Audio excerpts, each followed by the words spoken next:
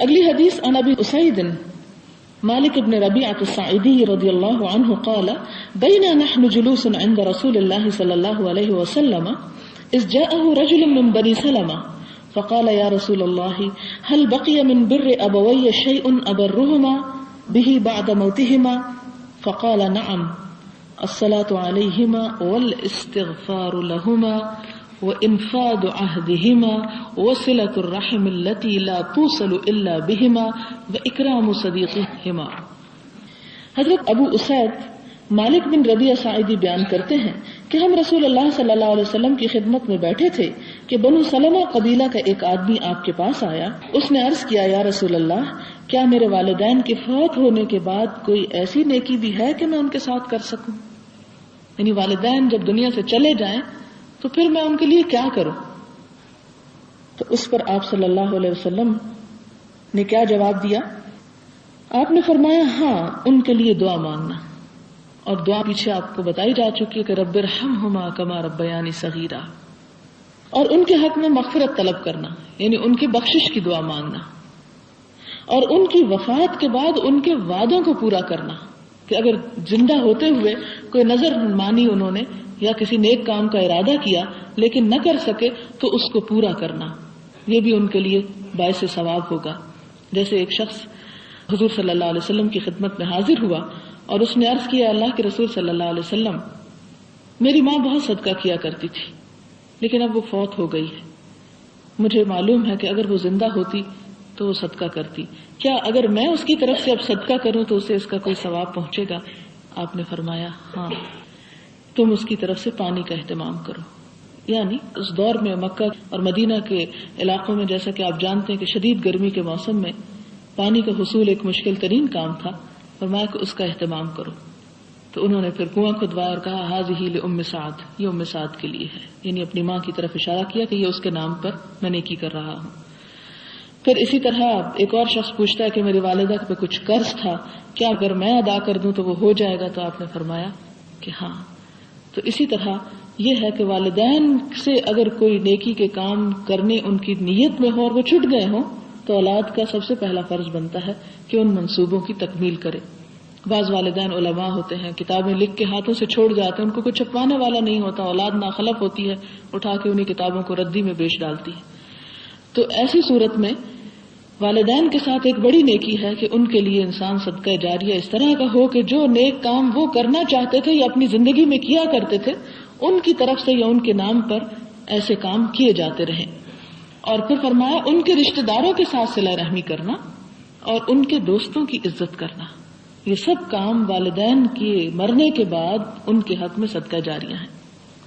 وعن عائشة رضی اللہ عنہا قالت ما غرت على احد من نساء النبي صلی اللہ علیہ وسلم ما غرت على خدیجة رضی اللہ عنہا وما رأيتها قط ولكن كان يكثر ذكرها وربما ذبح الشاة ثم يقطعها عداء ثم يبعثها في صدائق خديجة فربما قلت له كأن لم يكن في الدنيا امرأة إلا خديجة فيقول إنها كانت وكان لي منها ولد متفق عليه. وفي رواية وإن كان ليذبح الشاة فيهدي في خلائلها منها ما يسعهن. وفي رواية كان إذا ذبح الشاة يقول أرسلوا بها إلى أصدقاء خديجة.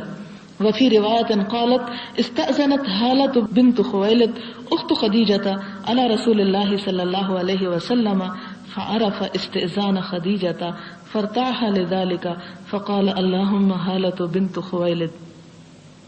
حضرت عائشہ بیان کرتی ہیں میں نے نبی صلی اللہ علیہ وسلم کی عورتوں میں سے کسی عورت پر اتنا رشک نہیں کیا جتنا کہ حضرت خدیجہ پر کیا، حالانکہ میں نے ان کو بالکل نہیں دیکھا تھا. البتہ رسول اللہ صلی اللہ علیہ وسلم کثرت کے ساتھ ان کا تذکرہ فرماتے، بہت ان کو یاد کیا کرتے تھے، اور بعض اوقات بکری ذبح کر کے اس کے اعضاء علیحدہ علیحدہ کر کے یعنی اس کا گوشت بنا کر خدیجہ کی سہیلیوں کی طرف بھیجتے. اس پر میں اکثر کہا کرتی یوں معلوم ہوتا ہے کہ دنیا میں حضرت خدیجہ کے علاوہ کوئی عورت ہے ہی نہیں. آپ فرماتے کہ وہ ایسی تھی اور ایسی تھی، یعنی تعریف کے کلمات ادا فرماتے، اور پھر فرماتے کہ اس سے میری اولاد بھی ہے. یہ بخاری اور مسلم کی روایت ہے. ایک اور روایت میں ہے کہ آپ صلی اللہ علیہ وسلم بکری ذبح فرما کر اس کی سہیلیوں میں مناسب گنجائش کے مطابق ہر ایک کی طرف ہدیہ بھیجتے، یعنی ان میں اس انداز سے وہ ڈسٹریبیوٹ کرتے کہ سب کو کچھ نہ کچھ پہنچ جائے. اور ایک روایت میں ہے کہ آپ جب بکری ذبح فرماتے تو فرماتے کہ اس کو خدیجہ کی پیاری سہیلیوں کی طرف بھیج دوں. اور ایک روایت میں ہے کہ حالہ بنت خویلد حضرت خدیجہ کی بہن نے رسول اللہ صلی اللہ علیہ وسلم پر آنے کی اجازت طلب کی تو آپ کو خدیجہ کا اذن مانگنا یاد آ گیا، یعنی وہ بہن تھی ان کی، ان کا انداز یا آواز یا وہ سب کچھ، تو آپ اس یاد سے جھوم گئے اور فرمایا اللہم، ہائے اللہ حالہ بنت خویلد ہے، یعنی انہوں نے ایک دم جیسے اچنبھا ہوتا کہ شاید خدیجہ آ گئی ہیں، تو پھر چونک کے کہتے ہیں اللہم حالہ بنت خویلد، یہ تو حالہ ہیں، ان کی بہن ہے. قولها فرتاح ہوا بالحاء، یہ فرتاح کا لفظ جو ہے اس کی تھوڑی سی تفسیر انہوں نے بیان کی ہے کہ اس کے معنی ہے کہ آپ اس کے اجازت مانگنے پر فکر میں پڑ گئے کہ یہ خدیجہ کہاں سے آ گئی، یعنی اتنا شبہ ان کو پڑا. اور اس میں آپ دیکھیں کہ کس طرح حضور صلی اللہ علیہ وسلم کس کے ساتھ نیکی اور بھلائی اور کہاں تک اپنا خیر عام کرتے ہیں کہ بیوی ہیں فوت ہو چکی ہیں اور ان کی سہیلیاں، ہمارے ہاں کیا ہوتا ہے والدین فوت ہو جائیں تو انہیں بھلا دیا جاتا ہے، کہاں یہ کہ ان کی سہیلیوں کو یاد رکھا جائے. اور پھر خاص طور پر جانور ذبح کرنا اور پھر اپنے ہاتھوں سے اس کے اعضاء کو الگ الگ کرنا، یعنی اس کے ٹکڑے بنانا ایک بڑا لمبا چوڑا کام ہوتا ہے. اور نبوت پر فائز ایک شخص، اتنا مصروف انسان جس کے پاس اور وقت نہ ہو، اتنے وفد آ رہے ہیں اور ایک سلطنت کے سربراہ بھی ہیں اور جنگوں کے جرنیل بھی ہیں اور ایک معلم بھی ہیں اور بے پناہ حیثیتیں ہیں آپ کی، ان میں سے آپ چھوٹی چھوٹی نیکیوں کے بارے میں کس قدر فکر مند ہوتے تھے، ہم سب کے لیے اس میں بہترین اسوہ حسنہ ہے. اگلی حدیث ہے وعن انس بن مالک رضی اللہ عنہ قال خرجت مع جریر بن عبد الله البجلی رضی اللہ عنہ في سفر فكان يخدمني فقلت له لا تفعل فقال إني قد رأيت الأنصار تصنع برسول الله صلى الله عليه وسلم شيئا آليت على نفسي أن لا أصحب أحدا منهم إلا خدمته متفق عليه. حضرت انس بن مالک سے روایت ہے، کہتے ہیں کہ میں ایک سفر میں جریر بن عبداللہ بجلی کے ساتھ تھا، وہ میری خدمت کیا کرتے تھے، میں ان سے کہتا ایسا نہ کرو، شاید ان دباتے یا کوئی پانی لا دیتے یا اور جو چھوٹی موٹی ضرورتیں ہوتی وہ پوری کیا کرتے تھے. تفصیل تو یہاں نہیں لکھی، لیکن سفر کی خدمت یہی ہوتی ہے کہ انسان کسی چیز کا ضرورت مند ہو یا تھکا ہارا ہو. وہ جواب دیتے کہ میں نے دیکھا ہے کہ انصار رسول اللہ صلی اللہ علیہ وسلم کے ساتھ ایسا کیا کرتے تھے کہ سفر میں آپ کی خدمت کرتے تھے، تو میں نے قسم اٹھا لی کہ میں انصار میں سے جس کی رفاقت میں جاؤں گا سفر پر میں اس کی خدمت ضرور کیا کروں گا، کیونکہ انصار حضور صلی اللہ علیہ وسلم کی خدمت کرتے تھے، تو ان کی اس خدمت کے صلے میں ان کی خدمت کروں گا. اب آپ دیکھیں کہ کیا تعلق اور کیا صلہ ہے، صرف اللہ کے رسول صلی اللہ علیہ وسلم سے محبت کا ایک اظہار ہے کہ جنہوں نے حضور کی خدمت کی میں ان کی خدمت کروں گا. حالانکہ اس میں ہم جیسا کوئی ہو تو کہے کہ یہ ایک بیکار سا کام ہے، لیکن آپ دیکھیں کہ صحابہ کرام چھوٹی چھوٹی نیکیوں پر بھی کتنے حریص ہوتے تھے، اور یہ صرف دل کے جذبات کا ایک اظہار کا طریقہ ہے. حالانکہ اگر کوئی نہ کرے تو اس پر نہ کوئی کفر لازم آئے گا اور نہ ہی اس کا نام کوئی گناہ گاروں میں شامل ہوگا، لیکن نیکی کرنے کا ایک ذریعہ ہے. اگلا باب ہے باب نمبر 43، باب اکرام اہل بیت رسول اللہ صلی اللہ علیہ وسلم و بیان فضلہم. رسول اللہ صلی اللہ علیہ وسلم کے اہل بیت کی عزت کرنے اور ان کے فضائل کا بیان. قال اللہ تعالی انما یرید اللہ لیذہب عنکم الرجس اہل البیت ویطہرکم تطہیرا. ارشاد خداوندی ہے، اے پیغمبر کے اہل بیت، اللہ تعالیٰ چاہتا ہے کہ تم سے ناپاکی کا میل کچیل دور کر دے اور تمہیں بالکل پاک صاف کر دے. پھر فرمایا وَمَن يُعَظِّمْ شَعَائِرَ اللَّهِ فَإِنَّهَا مِن تَقْوَى الْقُلُوبِ. جو شخص ادب کی چیزوں کو جو خدا نے مقرر کی ہیں عظمت رکھے تو یہ دلوں کی پرہیزگاری میں سے ہے. ان دونوں آیتوں کا مطلب تو آپ سمجھ ہی گئے ہوں گے کہ پہلی آیت میں اللہ سبحانہ وتعالی اہل بیت رسول صلی اللہ علیہ وسلم کی عزت اور اکرام کے بارے میں فرماتے ہیں کہ اللہ تعالیٰ چاہتا ہے کہ نبی صلی اللہ علیہ وسلم کا گھرانہ بھی ہر میل کچیل اور ہر طرح کے عیب سے پاک ہو. اور دوسرے میں فرمایا کہ جو اللہ کے شاعر کی تعظیم کرتا ہے اور اہل بیت کو شاعر اللہ میں یہاں دراصل شمار کیا جا رہا ہے کہ وہ بھی اللہ کی نشانیوں میں سے ایک نشانی ہے. تو یہ دلوں کے تقوی کی علامت ہے. ان سے محبت کرنا یہ انسان کے ایمان کا ایک حصہ ہے. اب اس سے مراد کیا ہے؟ حدیث اس کی مزید وضاحت کرے گی. وعن يزيد بن حيان قال انطلقت انا وحسين بن صبرة وعمرو بن مسلم الى زيد بن ارقم رضي الله عنهم فلما جلسنا اليه قال له حسين لقد لقيت يا زيد خيرا كثيرا رأيت رسول الله صلى الله عليه وسلم وسمعت حديثه وغزوت معه وصليت خلفه لقد لقيت يا زيد خيرا كثيرا حدثنا يا زيد ما سمعت من رسول الله صلى الله عليه وسلم قال يا ابن أخي والله لقد كبرت سني وقدم عهدي ونسيت بعد الذي كنت أعي من رسول الله صلى الله عليه وسلم فما حدثتكم فاقبلوا وما لا فلا تكلفونيه. ثم قال قام رسول الله صلى الله عليه وسلم يوما فينا خطيبا بماء يدعى خما بين مكة والمدينة فحمد الله وأثنى عليه ووعظ وذكر ثم قال أما بعد ألا أيها الناس فإنما أنا بشر يوشك أن يأتي رسول ربي فأجيب وأنا تارك فيكم ثقلين أولهما كتاب الله فيه الهدى والنور فخذوه بكتاب الله واستمسكوا به فحث على كتاب الله ورغب فيه ثم قال وأهل بيتي أذكركم الله في أهل بيتي. فقال له حسين ومن أهل بيته يا زيد أليس نساؤه من أهل بيته؟ قال نساؤه من أهل بيته ولكن أهل بيته من حرم الصدقة بعده. قال ومن هم؟ قال هم آل علي وآل عقيل وآل جعفر وآل عباس. قال كل هؤلاء حرم الصدقة. قال نعم رواه مسلم. وفي رواية ألا وإني تارك فيكم ثقلين أحدهما كتاب الله وهو حبل الله من اتبعه كان على الهدى ومن تركه كان على ضلالة. حضرت یزید بن حیان روایت کرتے ہیں کہ میں اور حسین بن صبرہ اور عمر بن مسلم زید بن ارقم کے پاس گئے. جب ہم وہاں بیٹھے تھے تو حسین نے ان سے کہا کہ اے زید بن ارقم تم نے تو خیر کثیر کو پایا ہے، یعنی بہت بھلائیاں سمیٹی ہیں. رسول اللہ صلی اللہ علیہ وسلم کی زیارت سے مشرف ہو، آپ سے احادیث کو سنا، آپ کے ساتھ غزوات میں شریک ہوئے اور آپ کے پیچھے نمازیں ادا کی. یقیناً آپ بہت خیر کثیر سے ہمکنار ہوئے. اے زید بن ارقم جو باتیں آپ نے رسول اللہ صلی اللہ علیہ وسلم سے سنی ہیں ان سے ہمیں بھی آگاہ کرو، ہمیں بھی کچھ بتاؤ. اس نے کہا اے میرے بھتیجے خدا کی قسم میری عمر بہت زیادہ ہو گئی ہے اور آپ سے میری ملاقات کا زمانہ بہت پرانا ہے اور مجھ سے کچھ باتیں فراموش ہو گئی ہیں، یعنی اب بہت عرصہ گزر گیا، میں کئی باتیں بھول چکا ہوں جن کو نبی صلی اللہ علیہ وسلم سے محفوظ کیا تھا، یعنی میں نے یاد کیا تھا. بس جو حدیثیں میں تم سے بیان کروں اسے تسلیم کرو اور جو نہ بیان کروں تم مجھے اس کے بیان کرنے کی زحمت میں نہ ڈالو، یعنی اس سے زیادہ میں نہیں بتا سکتا. اور پھر زید بن ارقم نے بیان کیا کہ ایک روز رسول اللہ صلی اللہ علیہ وسلم مکہ مدینہ کے درمیان خم نامی پانی کے چشمے پر خطبہ ارشاد فرمایا.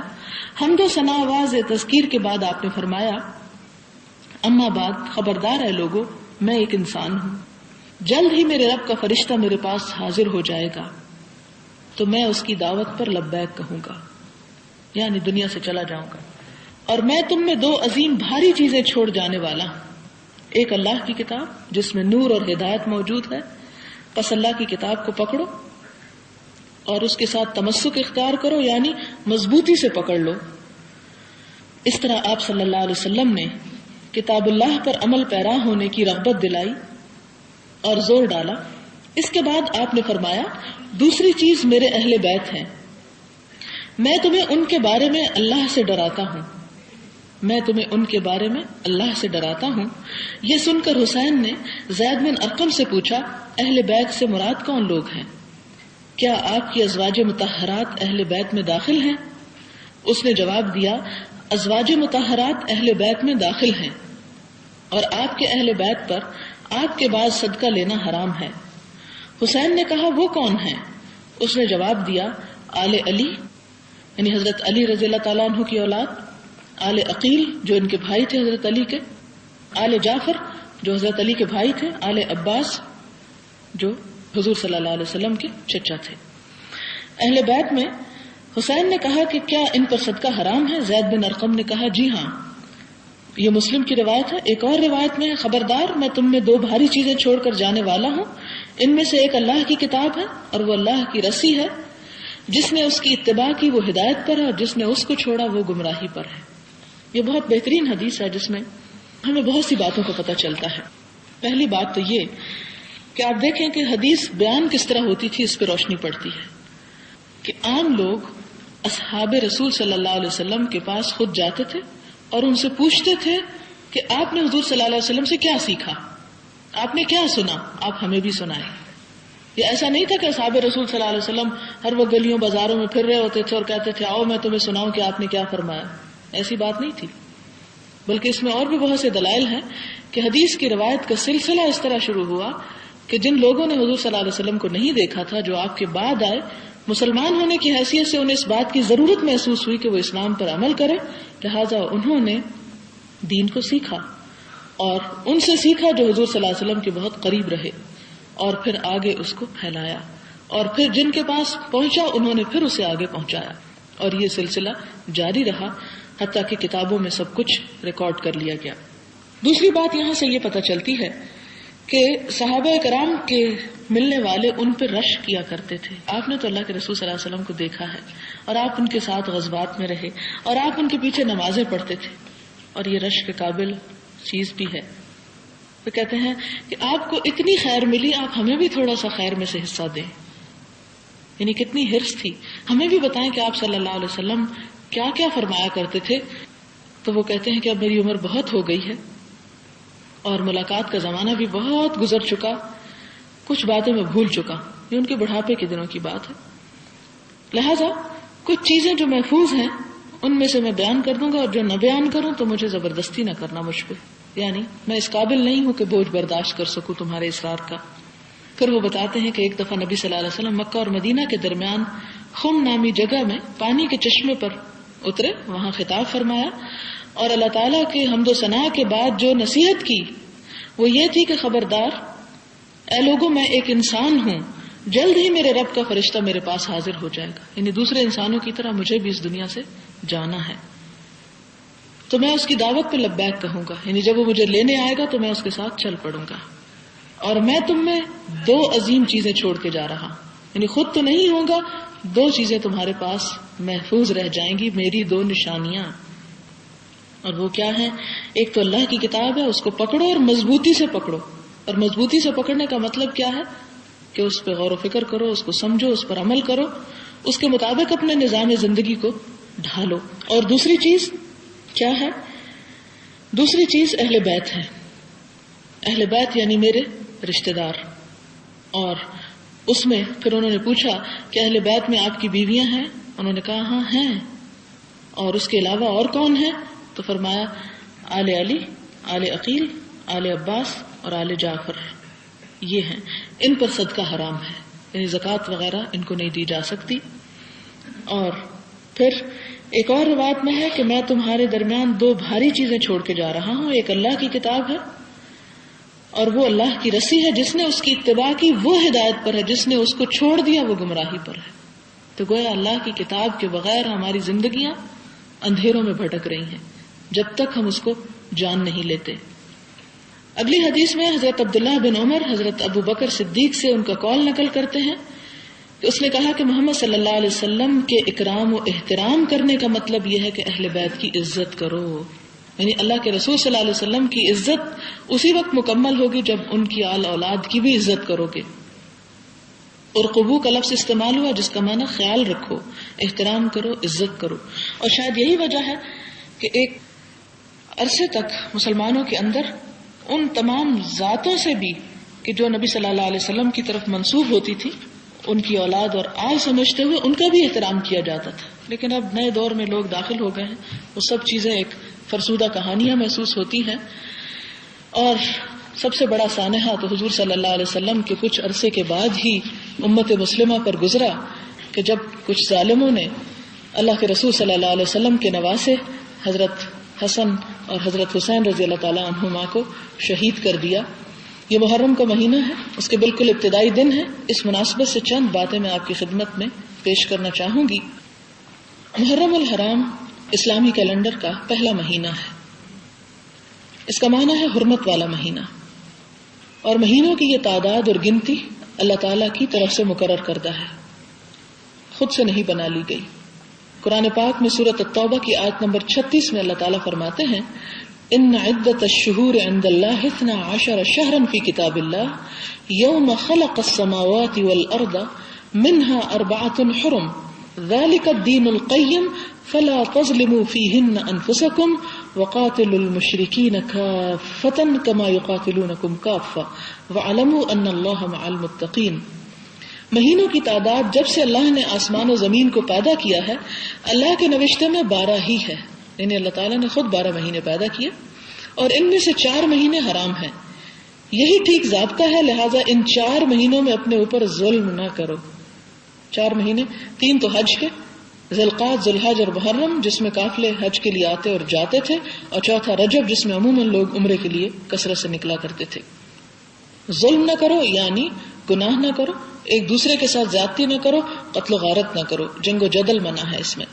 اور مشرکوں سے سب مل کر لڑو جس طرح وہ تم سے مل کر لڑتے ہیں، اور جان رکھو کہ اللہ متقیوں ہی کے ساتھ ہے. یعنی اگر حرام مہینوں میں وہ تم سے لڑائی کریں تو تم بھی ان کے ساتھ پھر جواب دو گے. محرم کا مہینہ جو ہے یہ پہلا مہینہ ہے اور اس کا معنی ہے حرمت والا مہینہ. اور بخاری اور مسلم کی روایت میں آپ صلی اللہ علیہ وسلم نے اپنے حج کے خطبے میں فرمایا کہ زمانہ گھوم گھام کر اپنی اصلیت پر آ گیا ہے. سال کے 12 مہینے ہوا کرتے ہیں جن میں سے 4 حرمت و ادب والے ہیں، 3 تو پے در پے ہیں، ذوالقعدہ، ذوالحج اور محرم، اور چوتھا رجب المرجب جو جمادی الاخری اور شعبان کے درمیان میں ہے. اسلامی سال کی ابتدا محرم الحرام سے ہوتی ہے اور اس مقدس مہینے کی عظمت ابتدائے آفرینش سے ہے. اس کے بارے میں ایک حدیث غنیت الطالبین کے اندر روایت ہوئی ہے جس کا ترجمہ آپ کی خدمت میں پیش کرتی ہوں. اسی ماہ اللہ تعالیٰ نے زمین، آسمان، پہاڑ، سمندر، لوح، قلم، جبریل اور دیگر فرشتوں کو پیدا کیا. اسی ماہ میں حضرت آدم کو پیدا کیا اور ان کی توبہ قبول ہوئی. عاشورہ محرم میں حضرت نوح علیہ السلام کو طوفان سے نجات دی. حضرت ابراہیم علیہ السلام اسی مہینے پیدا ہوئے. اسی مہینے میں آگ گلزار ہوئی، فرعون غرق ہوا. موسیٰ علیہ السلام کو فرعون کے ظلم و تشدد سے نجات ہوئی. حضرت یونس علیہ السلام مچھلی کے شکم سے باہر آئے. اسی مہینے حضرت ادریس علیہ السلام مکان علیہ میں پہنچے. حضرت ایوب علیہ السلام شفا یاب ہوئے. حضرت داؤد علیہ السلام کی توبہ قبول ہوئی. حضرت سلیمان کو سلطنت ملی. اللہ تعالیٰ عرش پر مستوی ہوئے. اسی ماہ میں قیامت آئے گی. یہ خلاصہ ہے اس حدیث کا جو امام عبد القادر جیلانی نے اپنی کتاب میں لکھی ہے صفحہ 676 پر. اسلام سے قبل لوگ عاشورہ محرم کا روزہ رکھتے تھے، پہلے 10 دن روزہ رکھتے تھے اور اس کے خاتمے پر عید کی طرح خوشی مناتے تھے. اسلام کے بھی ابتدائی دنوں میں عاشورہ محرم کا روزہ فرض تھا. رمضان کے بعد اس کی فرضیت تو ختم ہو گئی لیکن مستحب ہونے کا درجہ اب بھی باقی ہے. بخاری اور مسلم کی روایت ہے حضور صلی اللہ علیہ وسلم جب مدینہ تشریف لے گئے تو یہودیوں کو عاشورہ محرم کا روزہ رکھتے ہوئے دیکھا تو فرمایا تم اس دن روزہ کیوں رکھتے ہو؟ انہوں نے جواب دیا کہ یہ ہماری نجات کا دن ہے. اس دن اللہ تعالیٰ نے بنی اسرائیل کو فرعون سے نجات دلائی. تو موسیٰ علیہ السلام نے شکریہ کا روزہ رکھا. آپ نے فرمایا حضرت موسیٰ علیہ السلام کے ساتھ ہم تم سے زیادہ موافقت رکھتے ہیں، اس لیے آپ نے خود بھی روزہ رکھا اور صحابہ کرام کو بھی روزہ رکھنے کا حکم دیا. لہذا 10ویں تاریخ کو روزہ رکھنا جو ہے بہت بابرکت ہے. ایک حدیث میں ہے افضل الصیام بعد رمضان شہر اللہ المحرم. مسلم کی روایت ہے کہ رمضان المبارک کے بعد اللہ تعالیٰ کے نزدیک سب سے افضل ترین روزہ محرم کا روزہ ہے، یعنی 10ویں محرم کا روزہ. ایک اور حدیث میں ہے عاشورہ کے دن روزہ رکھنے سے 1 سال کے گناہ اللہ تعالیٰ معاف فرما دیتے ہیں. اور اس معافی کا مطلب یہ کہ جو انسان سے انسان ہونے کے ناطے کمی بیشی ہوتی رہتی ہے. مسند احمد کی روایت ہے یہودیوں کی مشابہت سے بچنے کے لیے آپ نے فرمایا کہ اگر میں آئندہ زندہ رہا تو 9ویں اور 10ویں کا روزہ رکھوں گا، 2 دن روزہ رکھوں گا، کیونکہ انہوں نے 1 دن رکھا تو ہم 2 دن رکھیں گے، کیونکہ ہر کام میں یہودیوں کی مخالفت کی جاتی تھی. مگر آئندہ سال آپ محرم سے پہلے ہی وفات پا گئے. لیکن یہ حکم باقی رہا، صحابہ کرام نے اس پر عمل کیا، لہٰذا کچھ نے 9ویں 10ویں کا روزہ رکھا اور کچھ نے 10ویں 11ویں کا، یعنی 2 دن ملا کے رکھا. اور جہاں تک یہ بات کہ 11ویں تاریخ کو روزہ نہیں رکھنا چاہیے کہ یزید کی ماں نے روزہ رکھا، یہ بات بالکل غلط ہے، اس میں کوئی حقیقت نہیں. لہٰذا محرم کے حوالے سے یہی آپ کے لیے پیغام تھا کہ اس میں اور نیکیاں کرنا بھی چونکہ ایک بابرکت مہینہ ہے اچھا ہے، لیکن اس کے ساتھ خصوصی طور پر روزے کا اہتمام افضل ہے 2 رکھیں، اور اگر 2 نہ رکھ سکے تو کم از کم 1 رکھنے کی کوشش اور نیت کر لیں. وآخر دعوانا الحمدللہ رب العالمین. سبحان اللہ وبحمدہ عدد خلقہ ورضا نفسہ وزنۃ عرشہ ومداد کلماتہ سبحان اللہ العظیم. اللہم صل علی سیدنا ومولانا محمد وبارک وسلم. ربنا آتنا فی الدنیا حسنۃ وفی الآخرۃ حسنۃ وقنا عذاب النار. ربنا لا تزغ قلوبنا بعد إذ هديتنا وهب لنا من لدنك رحمة إنك أنت الوهاب. ربنا لا تؤاخذنا إن نسينا أو أخطأنا. ربنا ولا تحمل علينا إصرا كما حملته على الذين من قبلنا. ربنا ولا تحملنا ما لا طاقة لنا به واعف عنا واغفر لنا وارحمنا أنت مولانا فانصرنا على القوم الكافرين. يا حي يا قيوم برحمتك نستغيث. اللهم اكفنا بحلالك عن حرامك وأغننا بفضلك عمن سواك. اللهم انفعنا بما علمتنا وعلمنا ما ينفعنا وزدنا علما. اللهم إنا نعوذ بك من جهد البلاء ودرك الشقاء وسوء القضاء وشماتة الأعداء. اللهم إنا نعوذ بك من زوال نعمتك وتحول عافيتك وفجاءة نقمتك وجميع سخطك. اللهم إنا نسألك الهدى والتقى والعفاف والغنى. اللهم إنا نسألك العافية في الدنيا والآخرة. اللهم إنا نسألك العفو والعافية في ديننا ودنيانا وأهلنا ومالنا. اللهم استر عوراتنا وآمن روعاتنا. اللهم احفظنا من بين أيدينا ومن خلفنا وعن أيماننا وعن شمائلنا ونعوذ بعظمتك أن نغتال من تحتنا. يا حي يا قيوم برحمتك نستغيث. لا إله إلا الله أنت الحليم الكريم. سبحان الله رب العرش العظيم والحمد لله رب العالمين. رب نسألك موجبات رحمتك وعزائم مغفرتك والغنيمة من كل بر والسلامة من كل اسم. لا تدع لنا ذنبا إلا غفرته ولا هما إلا فرجته ولا حاجة هي لك رضا إلا قضيتها يا أرحم الراحمين. إلهي آمين. ربنا تقبل منا إنك أنت السميع الدعاء وتب علينا إنك أنت التواب الرحيم. وصلى الله تعالى على خير خلقه محمد وعلى آله وأصحابه وأهل بيته أجمعين برحمتك يا أرحم الراحمين. إلهي آمين. سبحانك اللهم وبحمدك نشهد أن لا إله إلا أنت نستغفرك ونتوب إليك. والسلام عليكم ورحمة الله وبركاته.